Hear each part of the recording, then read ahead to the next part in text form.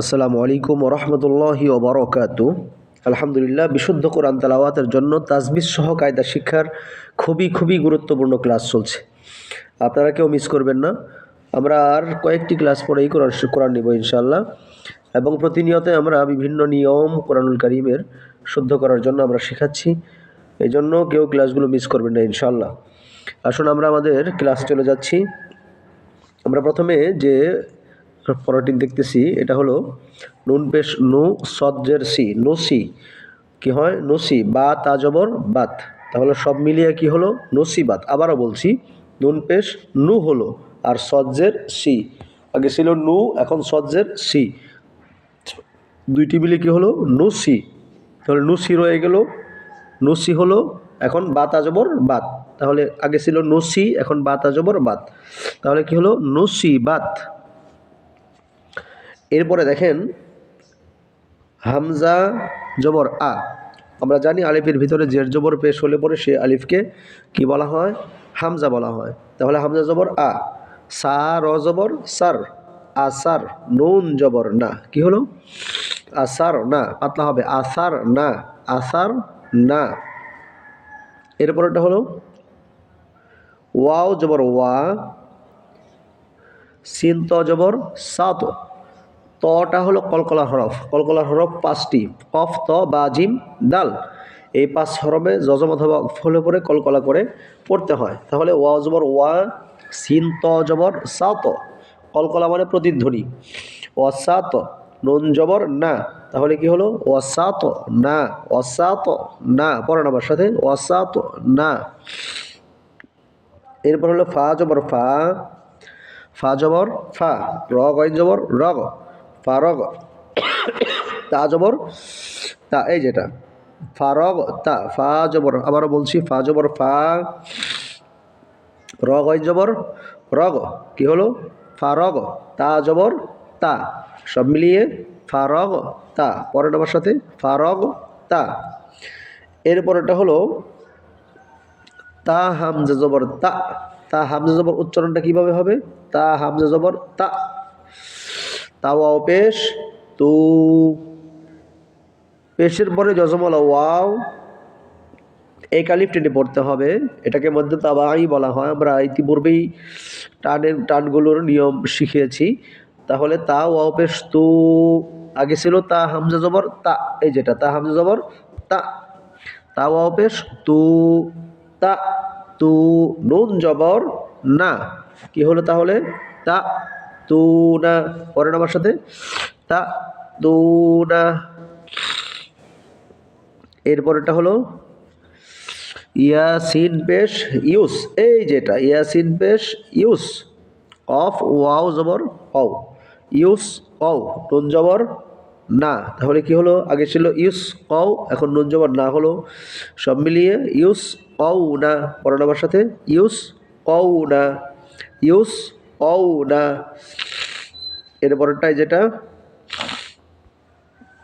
ইয়া ফা জবর ইয়াফ, ইয়া ফা জবর কি হয়? এফ, আইন জবর আ, তাহলে কি হলো?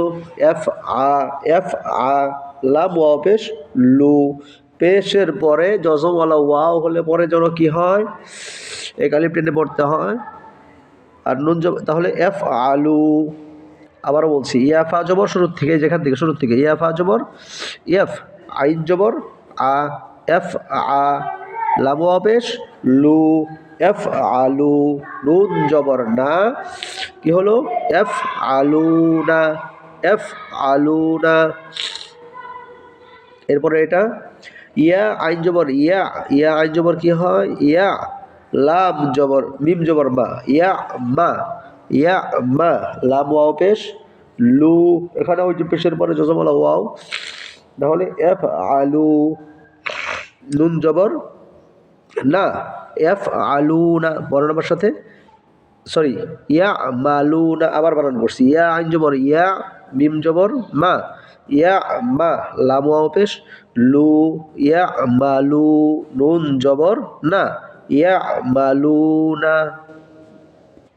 এরপরেরটা ইয়া আইন জবর ইয়া, ইয়া আইন জবর ইয়া, লাম জবর লা, ইয়া লা, মিম ওয়াও পেশ মু, ইয়ালামু, নুন জবর না, ইয়ালামুনা। পড়েন ইয়ালামুনা।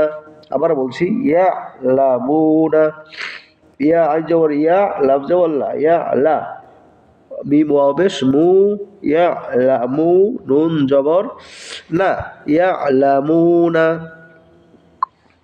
এরপরে দেখেন ইয়া দদ জবর ইয়াদ, ইয়া দদ জবর কি হয়? ইয়াদ। হা এই যেটা ইয়া দদ জবর ইয়াদ, হা জবর হা, ইয়াদ হা, ইয়াদ হা টান হবে না, ইয়াদ হা, কাপ ওয়াও পেশ কু, ইয়াদ হা কু, নুন জবর না, কি হলো? ইয়াদ হাকুনা, ইয়াদ হাকুনা।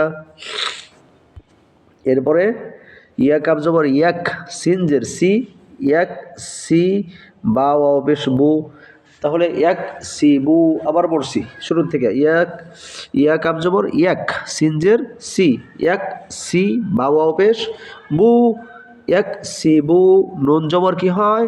না, এক সিবুনা। পরের আমার সাথে এক সিবুনা।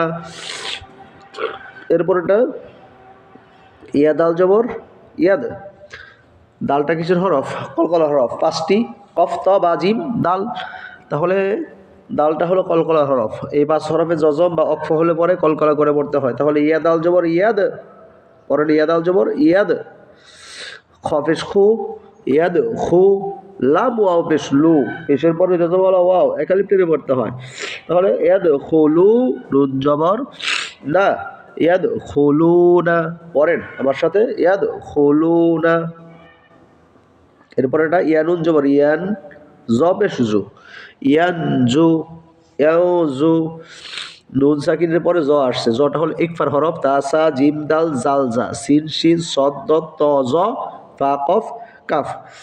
নুন সাকিন বা তানবিনের পরে এই 15টি হরফের যে কোনো একটি হরফ যদি আসে, ইকফার হরফ 15টি হরফ যে কোনো একটি হরফ বসে, নাকের ভেতর লুকিয়ে গুন্ডা করে পড়তে হয়। তাহলে ইয়াজু, র ওয়াও পেশ রু, পেশের পরে জজম আলা ওয়াও, ইয়াজুরু, নুন জবর না, ইয়াজুরুনা।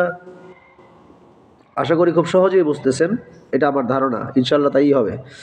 এরপরে দেখেন তা আইন জবর তা, তা আইন জবর তা, বা পেশ বু, তা বু, দাল ওয়াও পেশ দু, এখানেও পেশের পরে জজমালা ওয়াও হওয়ার কারণে একালিপ টেনে পড়তে হবে। তা বুদু, নুন জবর না, তা বুদু না। পরেন তা বুদু না, তা বুদু না। এরপরে এটা হামজা নুন জবর আন, হামজা নুন জবর আন, আইন মিম জবর আম, আন আম, তা জবর তা, আন আম তা। এখানে নুন সাকিনের পরে আইন আসছে, আইনটা হলো ইজহারের হরফ, ইজহারের হরফ 6টি, হামজা হা, আইন হা, ওয়াইন খ, হামজা হা, আইন হা, ওয়াইন খ। এই 6টি হরফের যে কোনো একটি হরফ যদি আসে, ইজহার মানে স্পষ্ট করে পড়া, কোনো গুণনা হবে না, স্পষ্ট করে পড়তে হবে। তাহলে আন আমতা, কি হবে উচ্চারণ? আন আমতা। এরপরে এটা হামজা নুন জবর আন, হামজা নুন জবর আন, জালটা ইকফার হরফ, তাহলে কি হবে? নাকের ভিতর লুকিয়ে গুণনা করে পড়তে হবে। জাল র জবর দার, দার, নুন আলিফ জবর না, দার না। পরে আমার সাথে দার না।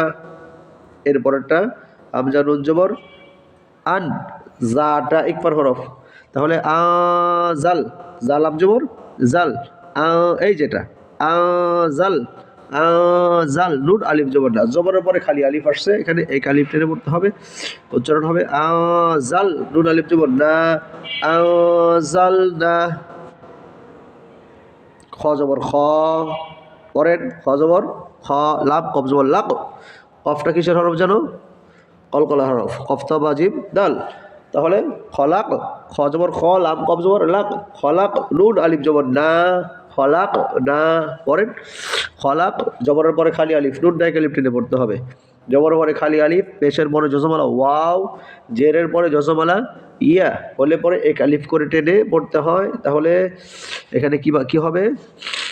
খলাক না, খলাক না। ইনশাল্লাহ কালকে আমরা অক্ফ করার পদ্ধতি শিখাবো, ইনশাল্লাহ আমরা শিখবো অক্ফ করার পদ্ধতি এবং বিভিন্ন বিরাম চিহ্ন, এগুলো আমরা শিখবো ইনশাল্লাহ। আমাদের সাথে প্রতিনিয়ত আপনারা যুক্ত থাকবেন। আমাদের ক্লাসগুলোতে অংশগ্রহণ করবেন, লাইক কমেন্ট শেয়ার করার জন্য অনুরোধ করছি। নতুন যে ভাই বোনেরা আছেন আমাদের চ্যানেলটি সাবস্ক্রাইব করার জন্য অনুরোধ করছি। বিশেষ করে একটা লাইক তো করতে পারবেন ভাই, একটা লাইক করে দেবেন। এটা লাইক করতে তো আর তেমন কষ্ট না, কমেন্ট করতে নয় কষ্ট, এটা লাইক করবেন। এই লাইকের কারণে বা কমেন্টের কারণে অসংখ্য লোকের কাছে ক্লাসটি পৌঁছে যাবে, তারাও উপকৃত হবে, কোরআন পড়তে পারবে আপনার এই একটু খেদমতের কারণে। আল্লাহ তাআলা আমাদেরকে বোঝার তৌফিক দান করুক, লাইক কমেন্ট শেয়ার করার জন্য তৌফিক দান করুক। আমিন। দেখা হবে পরবর্তী ক্লাসে ইনশাআল্লাহ। আজকের মতো বিদায় নিচ্ছি। আসসালামু আলাইকুম ওয়া রাহমাতুল্লাহি ওয়া বারাকাতুহু।